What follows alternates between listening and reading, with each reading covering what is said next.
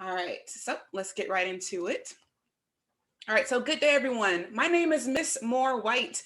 I teach history here at King Drew, and I am Miss Lopez, and I also teach history here at King Drew. all right, so welcome to the second part of our series, Los Angeles, an ode to our Black and Brown city. So part two is all about location, location, location. So our first series was about the people who built Los Angeles, and through that we were able to travel through the history that's happening right in front of us.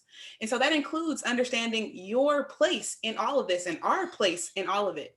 And so a big part of that is location. So I know for me, when I was growing up, like your cross streets mattered, where you were from. So I rep two different cross streets. I have 120th in Vermont, in Los Angeles, where I grew up, and where I actually physically lived. And then I also have Walnut and Avalon and Carson, where my grandparents lived, where I spent a majority of my waking hours. And so location is a big part of who I am and the schools that I went to and the access that I had and the exposure that I had while growing up. And I think that Miss Lopez can even talk about her experience going and growing up with different locations in Los Angeles. Yeah, I'll start off by saying that I am a daughter of immigrant refugees from Guatemala, Central American, right? And because of their economic, status, jobs, finding a place to live, affordable housing, I grew up all along South Central on the 110, all along like driving down the 110 freeway and South Bay area.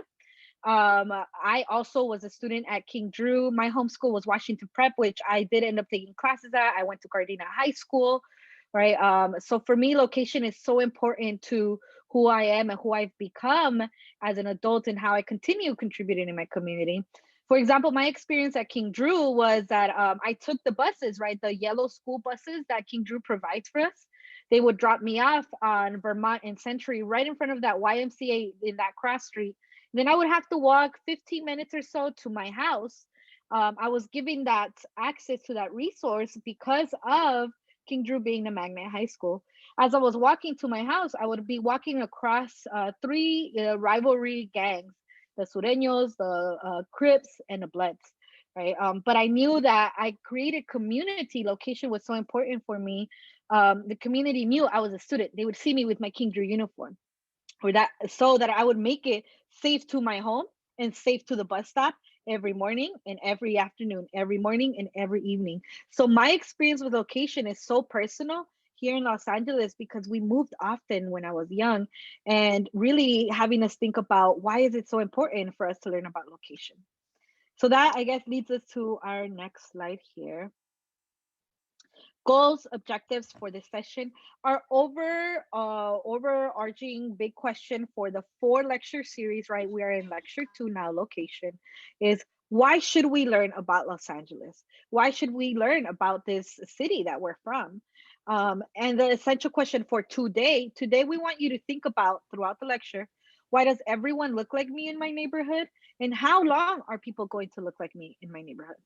All right, so the first of our goals, we're going to be empowering students as active community participants through learning about their communities and cities, regardless of their demographics. So, who you are matters. If you're Black, if you're Brown, if you're Indigenous, if you're part of the LGBTQ community, if you have any number of wonderful attributes, all of those things matter. And we want you to be able to see yourself in the history that's being presented to you and to understand your value in learning your history and also your value and your role in the history of your community as well. The second thing, we want you to analyze, we're going to be analyzing the historical and material context of our communities and their leaders. So, one thing I will say, we are evolving, we are changing, we are going through a lot of evolutions right now as we live through pandemics, through economic hardships and changes and things like that. And so, once again, seeing the value of the resources in your community, even if sometimes the history has been hidden from you, we want to kind of discover those people, those figures, those leaders that are important to who you are and your development and your roots in Los Angeles. Mhm, mhm. In our third point, centering the experiences of Black, African American, Brown, and Indigenous people of Los Angeles in our historical memory. You're going to hear us use the term BIPOC, which stands for Black, Indigenous, People of Color. It's so important for us, Miss Moore White and I, that we continue centering us, because it wasn't really till college, till I went to UC Riverside, till graduate school, that I realized, oh, Black and Brown people shaped this city to what it was, shaped this country to what it was. Because oftentimes, Ms. Moore White and I have opened up history textbooks, and the people in these history textbooks don't look like us, and or don't have the same life experiences like us. But then later on, I learned that, oh, actually, people that look like us and had similar life experiences like us did build this city. So it's important for us to recognize that and know that, as well as we think about this idea of how do we, what is our role in preserving our own communities in our own neighborhoods.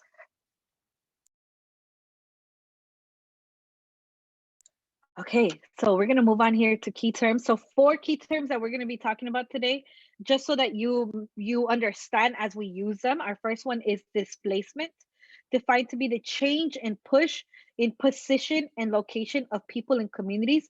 When you hear us say displacement, we're talking about communities literally being pushed out from their area and location. The second one we have is housing covenant.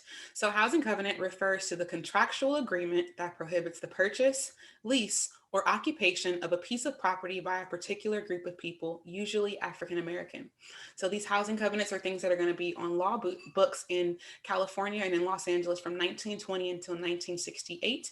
And they're always going to exclude African Americans, but in certain areas, they're also going to exclude Latino Americans and Asian Americans as well. Then we move into a doozy. So redlining is a term that I didn't know anything about until I was a junior in college. And I think it's absolutely crazy that I didn't know these things. And it that directly impacted both of my grandparents when they were looking to buy purchase property throughout Los Angeles. So redlining is the systematic denial of various services or goods by the federal government agencies, local governments, or the private sector, either directly or through the selective raising of prices. This is often manifested by placing strict criteria on specific services and goods that often disadvantage poor and minority communities. Neighborhoods with a high proportion of minority residents were also more likely to be redlined than other neighborhoods with similar household incomes, housing age and types, and other determinant risk, but which contained a different racial composition. So that was a lot of words and a lot of ways to say that the federal government, local governments, and private businesses were allowed to exclude African Americans and other BIPOC groups from the wealth of our country. So the quickest way to gain wealth in America is to own a piece of property. But if you exclude pretty much all of your African American population and certain portions of your Asian and Latino American population from owning property, well, guess what? You're excluding them from all of the wealth that has occurred in America and especially in Los Angeles. Just imagine if people were able to buy property in other areas before 1968 and how their families, African American families, could have grown their wealth over time. Hmm. Yeah, redlining is such a important term to understand, that the government really did that. Did not allow people based on their race or ethnicity to buy, get property, and or goods and services. Now, we want you to also think about the term gentrification and how that happens today. Today, the process whereby the character of a poor, quote unquote, urban area is changed by wealthier people moving in. And we know historically who has had access to become wealthier, who has had access to get property, profit. Well, when these people move in, right, we have wealthier people move in, then that's attracting new businesses, typically displacing the current inhabitants in the process. Therefore, putting that question of, when I see these new businesses or new resources, who are they for and who are they meant to serve? As people are being gentrified or communities are being gentrified. So hold on tight to these key terms, as we're going to be talking about them a lot today. All right, so I talked about redlining and housing covenants on the previous slide, but let's see how that's going to directly impact Los Angeles. So in Los Angeles, there's going to be an area that only African Americans can live in, or a specific area called the Central Avenue Corridor. That Central Avenue Corridor is going to be split into two. I'll explain what happens with those two spaces in a second. But once again, it's the only part of LA, or one of the few parts of LA in which African Americans are able to live or purchase property. So we're going to see that African Americans are going to turn that into a positive. They're going to turn Central Avenue corridor into a thriving part for Black LA. We're going to see artistic movements and businesses thriving, and so many really, really important things happening along Central Avenue. And so that also brings in our connection to King Drew. So technically, King Drew was also a part of the Central Avenue corridor as well. So we hear about the cross streets at King Drew being 120th and Compton. Well, the next major cross street by King Drew is 120th and Central. Some of you may live up and down Central, and you might see that, wow, people generally look like me in this area. And so once again, so Central Avenue corridor is going to be split into two. So we have our North Central Avenue, or that's going to be kind of like in towards downtown area. And then we're going to have what's called South Central Avenue. So up until 2003, the part that we now know as South LA used to be called South Central, but there was a big push to take away that name because it signified violence and negativity and things that LA didn't want to be associated with. So in a form of whitewashing our Los Angeles history, we got rid of the connection to Central Avenue, and we're known as South LA. Just kind of seeing that even in our own cultures, even modern times, we still see a kind of Europeanizing and a whitewashing of our history and our culture, and a taking away of the direct connection that we have to certain names and neighborhoods and things like that. And that leads me directly to white flight, which is our next term, the next thing we're going to talk about. So there are areas that are very close to King Drew that you would never, ever, ever think used to be all white. The best or the most prime example is Compton. So I don't know how many people knew this, but Compton used to be an all-white military town. So military families used to live there, including one of our former presidents. President George H.W. Bush spent a few years of his childhood living in Compton. But then 1968, once these racial housing covenants are taken off the books in Los Angeles, well, now African-American families and Latino-American families can buy property anywhere. Guess what's going to happen in those formerly white areas? We're going to see a term that we call white flight. We're going to see, basically it's racism. We're going to see that white people don't want to live in neighborhoods with African Americans. They're going to say that they're going to increase the violence. The property values are going to go down. A lot of negative things are going to happen. So they're going to literally flee to other suburban parts of Los Angeles, which is going to directly lead to some other changes in our city later on. But we have areas like Torrance, like Palos Verdes, even further out like Chatsworth and things like that are going to be directly created from the white flight that happens from white families leaving Los Angeles when African American families are finally able to buy property around the city. And that leads us here to our last point, which is Prop 13. I feel like a lot of you here may have experience or know or wonder, why are schools defunded, or why certain schools in California in certain areas have more funding than other schools? I want you to take that step of wanting to know, how did that start? Where did that come from? Well, in 1978, we have Prop 13 being passed, which is this law that was known as a backlash to the civil rights movement. So the civil rights movement, right, where Martin Luther King, Rosa Parks, the Montgomery bus boycott, the Brown versus Board of Education ending segregation in the South. There's this pushback by wealthy Californians to not pay their fair share of taxes. They don't want to pay their share of taxes. Remember, taxes fund our schools. People pay taxes, that's why public schools are free. Well, when they decide to not pay their fair share of taxes, then we see a lot of inner city, or quote unquote, again, urban neighborhoods. And I say quote unquote because really that means BIPOC, Black, Indigenous, people of color neighborhoods. Those schools are being defunded. And then in the 1980s, we start hearing these phrases describing our schools, saying they're failing. They're the biggest problems in the nation.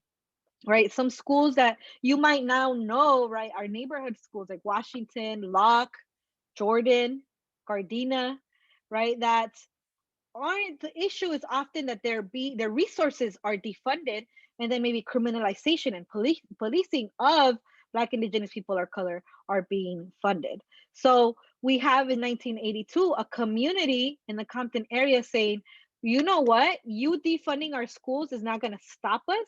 We're going to get together and build our own school, our magnet school called King Drew Magnet High School.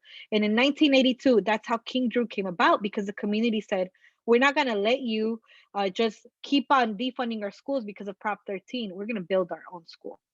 That's so interesting. Even how Prop 13 has personally impacted me. I know that I'm a student of the magnet program from first grade all the way throughout 12th grade. I was in the magnet program, and that allowed me to have more access to schools with more funding. My mom refused to let me go to my home elementary school and refused to let me go to my home middle school as well. And because I was in the magnet program, I had the ability to go to other schools in LA County, once again, in better or more affluent neighborhoods, and get more resources and more exposure and things like that. So just seeing that that Prop 13 personally has impacted my educational experience, and I'm just thankful that King Drew, came about to where people wanted to take pride in their neighborhoods and have a magnet school in their own community that allowed me to come into the inner city and into King Drew and to thrive here. All right. So one more thing. So you guys saw on the corner there was a map. So I want to show you an actual redlining map of Los Angeles. So all of the red areas you see are going to be the areas that were only for African Americans. And so we'll see this area down here, Maywood, Huntington Beach, Southgate. So if we're looking up this street right here, this is going to be right around Central Avenue. So if we see all the way through here, it's going to be a majority African American neighborhood. And then you have other small pockets that are zoned in for African Americans. Towards Inglewood, there's one. And then shockingly enough, there used to be a beach neighborhood that was only for African Americans, both in Santa Monica and connecting to Venice. But then because of gentrification, people are going to see the value in that land and take that land from those formerly African American communities. So just seeing this map, you guys can kind of even see some of the wealth that was able to be distributed, like up here in Beverly Hills, where they were able to get more loans and at better prices and things like that. So the distribution of wealth in Los Angeles literally goes along this map. Right. Yeah, maybe we have some Dodger fans watching here. Any Dodger fans, LA Dodger fans? We're going to learn a little bit about the Chavez Ravine right now. Chavez Ravine was a community in Los Angeles, and in 1959, this Mexican American community was displaced. Chavez Ravine was named after Julian Chavez. He was a rancher, rich man who served as assistant mayor. He eventually became city councilman. Chavez Ravine was a tight knit community, Mexican American community, where they had and built and created and led their own schools, their own restaurants, their own community spaces.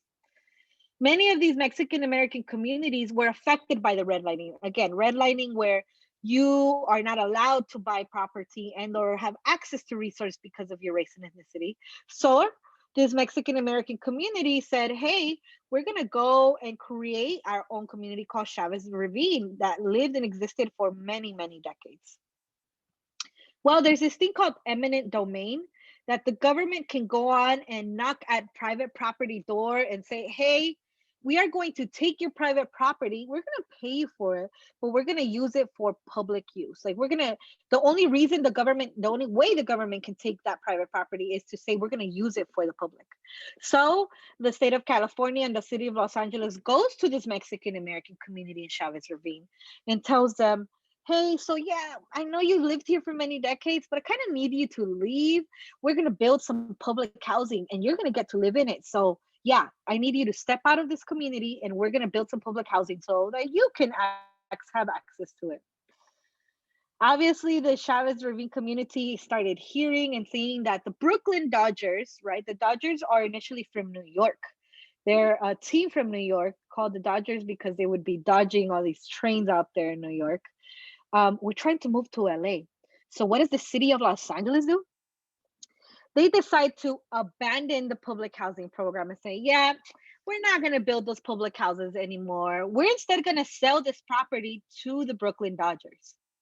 So the Chavez Ravine community didn't leave easily. They resisted, they marched, they went to city council, they pushed back in every way that they could. Up to the point where they had LAPD, all right, the Los Angeles Police Department, literally physically drag out people from Chavez Ravine to build the Brooklyn Dodgers, now becoming the LA Dodgers Stadium here in Los Angeles. So the LA Dodgers Stadium today is built upon stolen land of Mexican American communities and stolen land of indigenous communities, right? The Tongva people who are still living and existing here in Los Angeles. That's crazy, Miss Lopez. You mean people can just, basically say, hey, I need this land and pay you a dollar figure for it and then take it from you? That's not fair. I don't know if I agree with that. That leads us directly into our next thing. So when people give you money for the property or this eminent domain, they're basically paying you for your house. But can they ever pay you for the price of your memories, for your family's legacy, or for things like that? So sometimes things are bigger than money. And a prime example of that is going to be our freeway systems. So I want you all to think for a second. Have you ever noticed that all the freeways in Los Angeles, for the most part, only go through the hoods? So let's think about this. We have the 110, yep, the 105, yep, parts of the 10 freeway, yep, 605, 710, 405. For the most part, yeah, I would say a lot of these areas are going to go through most of the hoods in Los Angeles. And so, is that planned? Was that intentional? How did this happen? And why did that happen just like that? Well, I have to say, without a doubt, it was 110% planned. And so, there was oftentimes a debate. Are freeways because of people's social economic status, so because of how much money they make, or is it because of their racial makeup? And so, time and time again, America has shown us that it's not about how much money you have, it's about the color of your skin. And a prime example of that, we're going to see with the 10 freeway. So, the 10 freeway or Interstate 10 is going to be this really epic monstrosity proportion. It goes from Florida all the way into California, Indy, and Santa Monica.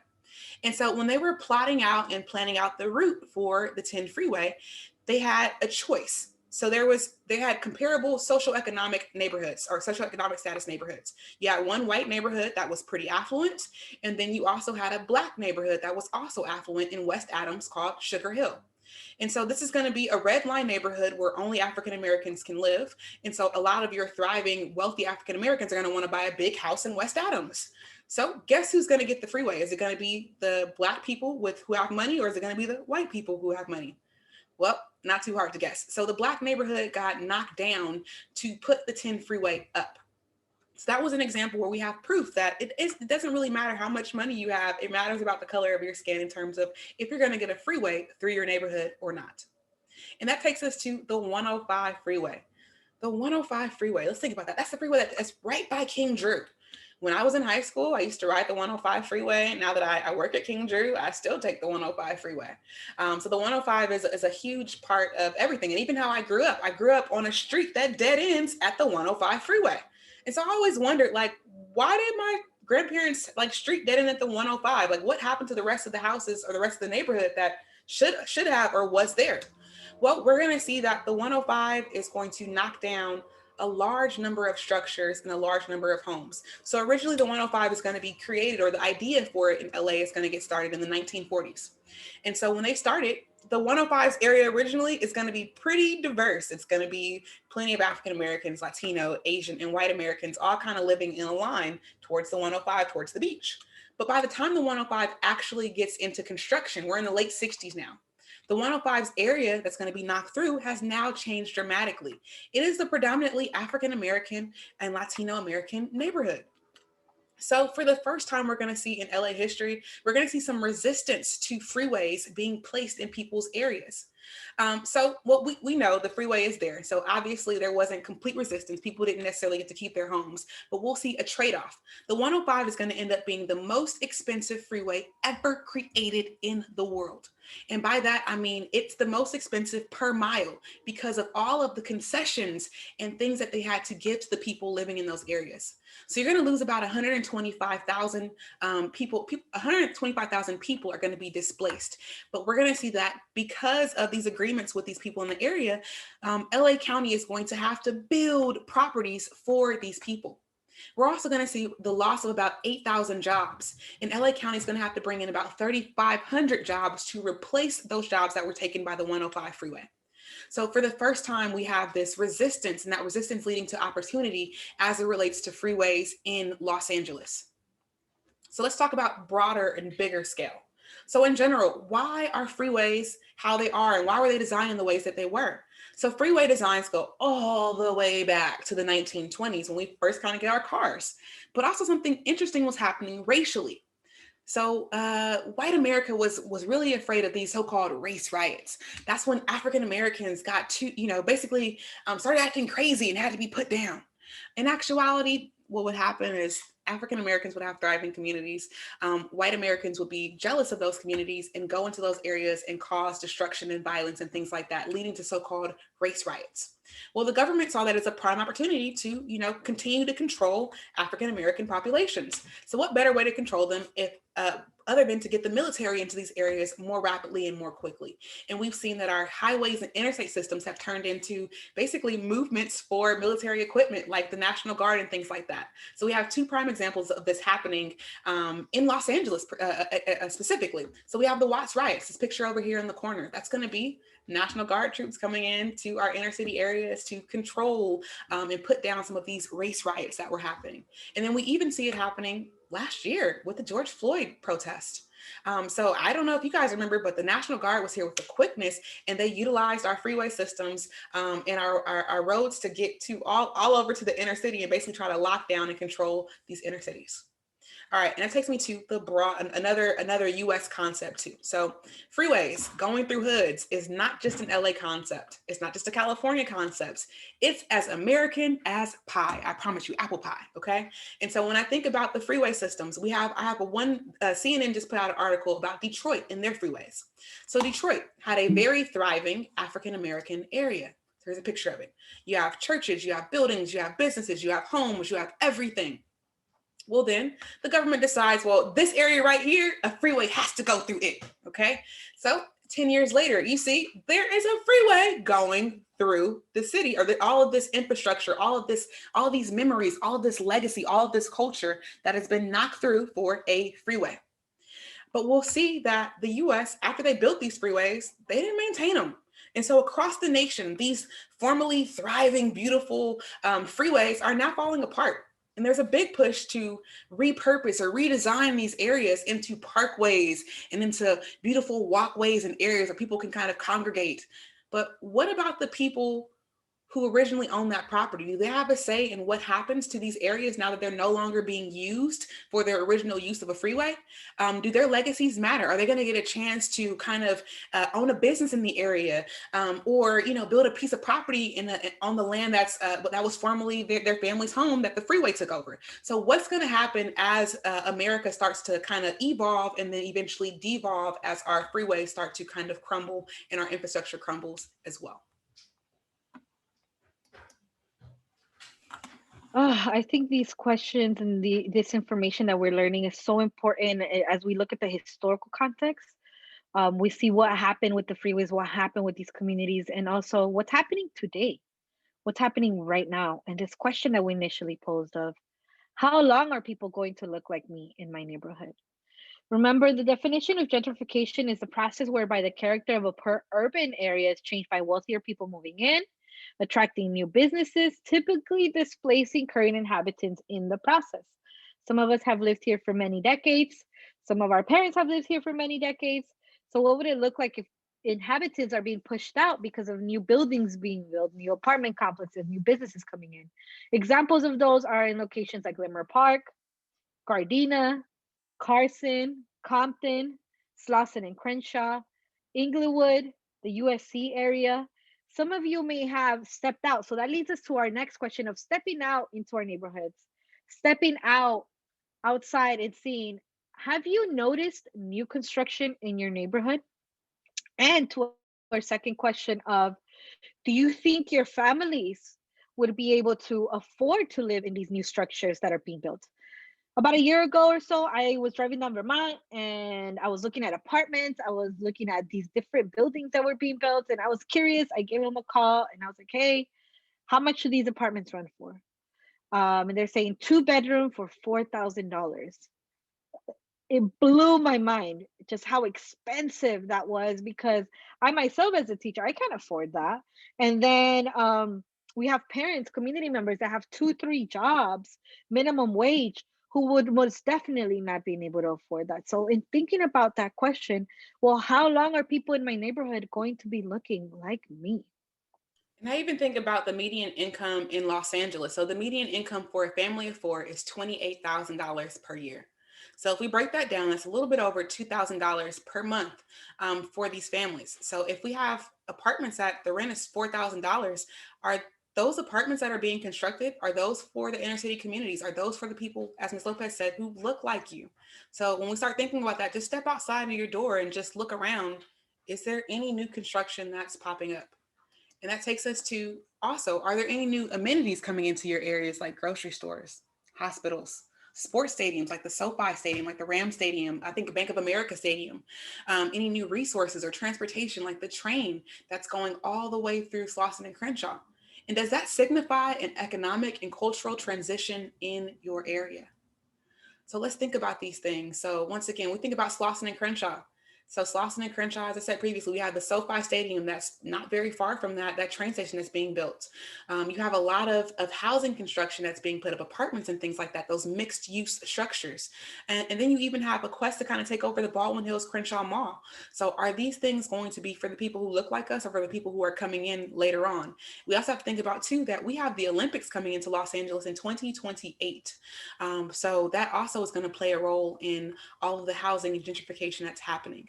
So the other part too is who's going to get access to these resources.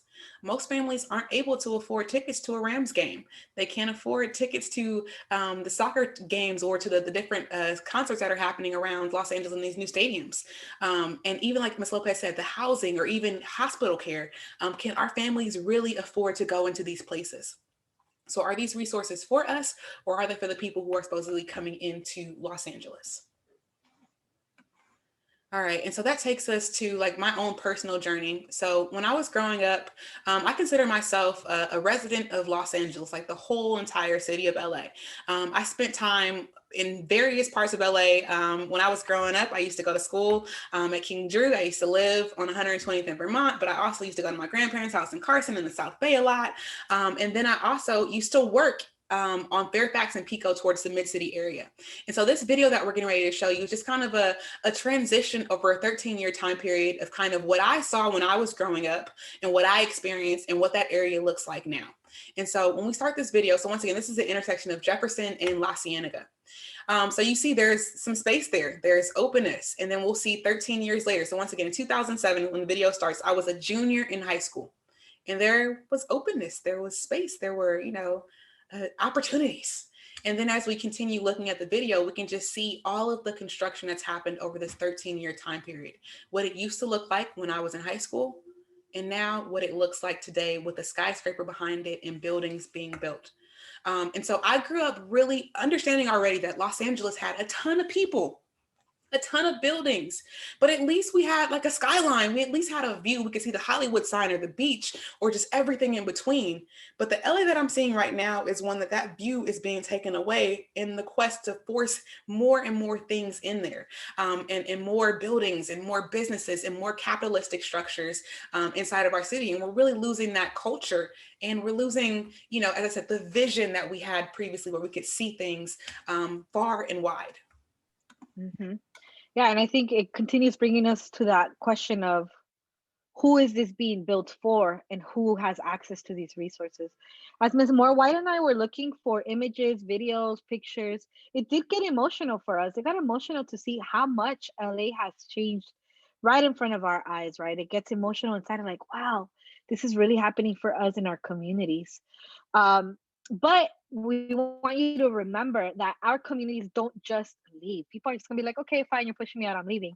Our communities are resilient. Our communities are consistently resisting. So please remember that our communities aren't easily pushed out. Our communities actually plant roots and say, we're not gonna leave. We're gonna plant roots and we're gonna create what we need. And that's what happened in King Drew again in 1982, which will lead us to our next lecture, which will be how did we get to King Drew in 1982? All right. And so King Drew starting in 1982 actually means that King Drew started in 1965 with the Watts riot. So we're going to understand some of that pain and that struggle, and those negative things that kind of led us to the positive that we are currently at right now. So one thing that I've learned is that sometimes you have to feel pain in order to really feel that true joy. And so we're going to talk about the pain, but that also means that we're going to talk about the joys as well. So up next, what's coming in next for our tetralogy?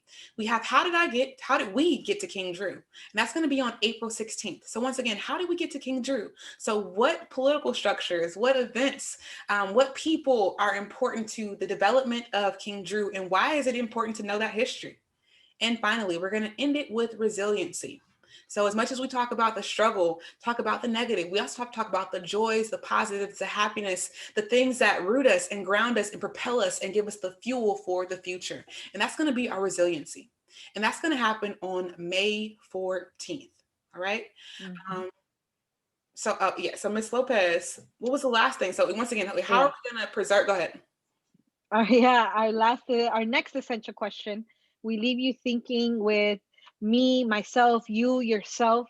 What is your role in preserving your community? How are you going to go preserve your community in whatever role you take in your young adulthood? So keep on thinking about that question.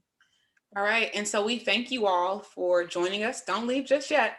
All right. So we have a survey link that we're going to post in the chat for you all. We want you all to complete that survey and let us know. Give us a little bit of feedback on if you enjoyed the second part of the series and if you're looking forward to the third and fourth parts of the series. All right. So.